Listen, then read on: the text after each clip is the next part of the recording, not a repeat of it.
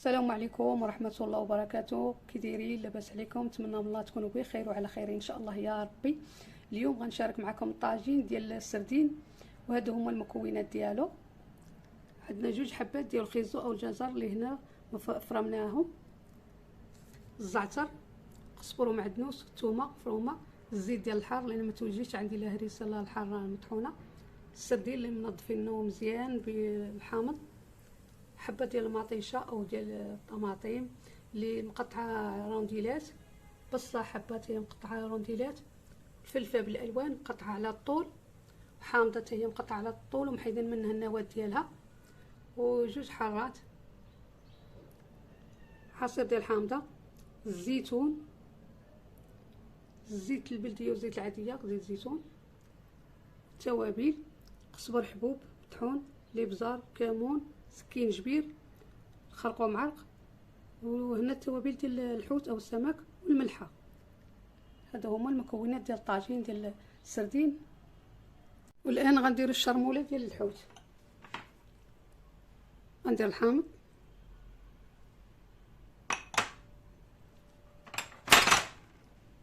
تلقى لي من الزعتر لان الزعتر كيمشي مع السردين،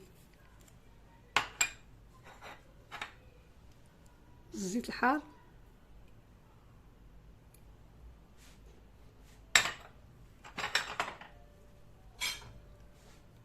الثومه،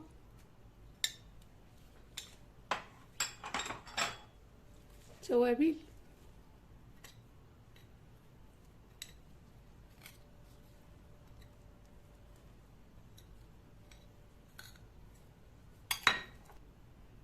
ندير قليل من الزيت،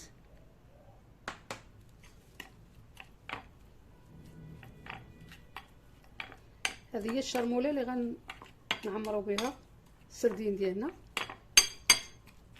هنا ما غاداش ندير قزبر ومعدنوس في الشرموله، انا درت الزعتر والثومه يكفيو.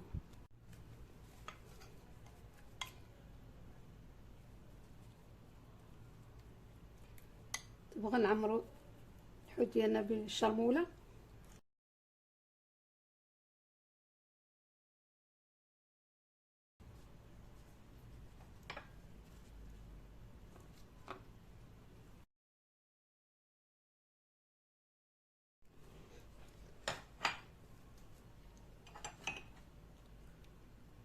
غندير قليل من الزيت،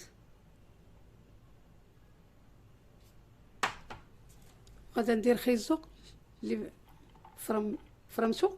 هاد الخيزو راه كيجي بالمريقه خاتره وواقفه.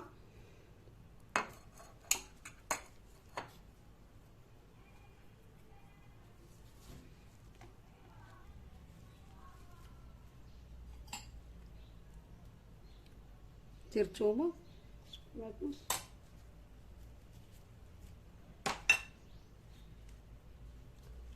دابا غادا نستف البصله،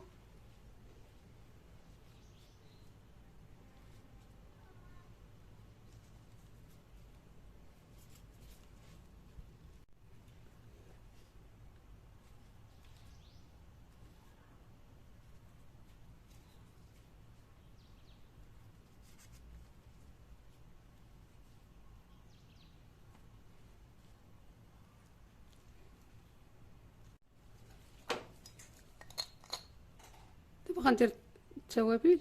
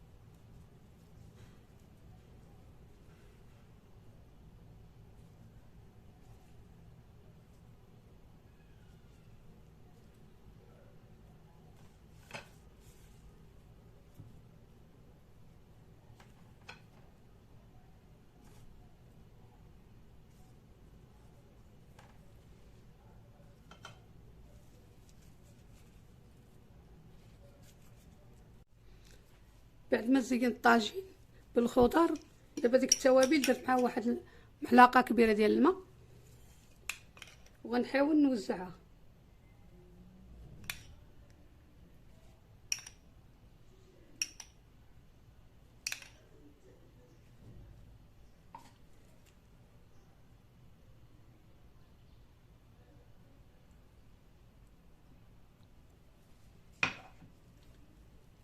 وغادا ندير الزيت من الفوق.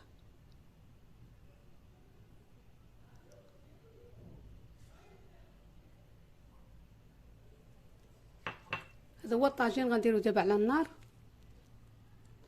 دابا راه وضعت الطاجين على النار وعليت النار شويه، غير يغلى لينا الطاجين غادي نقص عليه النار على الحد ديالها.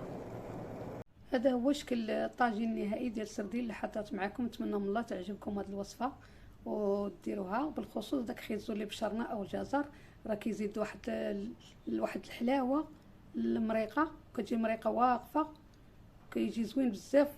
غير جربوه، الطريقه راها غادي تعجبكم بزاف. ونتلاقى معكم ان شاء الله يا ربي في فيديو قادم.